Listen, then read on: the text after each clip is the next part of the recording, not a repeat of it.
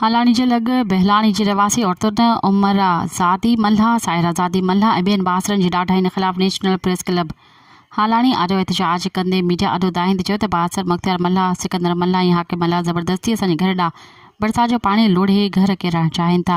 मना करण ते उहो ज़बरदस्ती घर में दाख़िल थी असां मथां तशदुद करे ज़ख़्मी करे छॾियो आहे। हालाणी पुलिस ॾांहुं लेटर लाइ वियासीं पर पुलिस बि जवाबदारनि सां बट बणियल आहे। हुन चयो त असां ॻोठ जे चङनि खे बि दाहियूं ॾिनियूं आहिनि। हुन चयो त असां मिसकिन आहियूं, उन्हनि खे वॾनि माण्हुनि जो हथु आहे। बासर पंहिंजे किरियल दीवार बि नथा खणाइनि, असांखे रोज़ जी बुनियाद ते तंग करे रहिया आहिनि। असांखे जणियल माण्हुनि मां जानी माली नुक़सान जो ख़तरो आहे। हुननि DIG शहीद बि नदीराबाद SSP नशरफ फिरोज़ खां घुर कई आहे त मथे जणियल बासर माण्हुनि ख़िलाफ़ कानूनी कार्रवाई करे असांखे तहफ़्फ़ुज़ ॾेई इंसाफ़ कयो वञे। मज़ीद ख़बरनि ऐं तफ़सीलात लाइ विज़िट कयो असांजी वेबसाइट www.awamiNewsHD.com ऐं ॾिसंदा रहो अवामी न्यूज़ HD।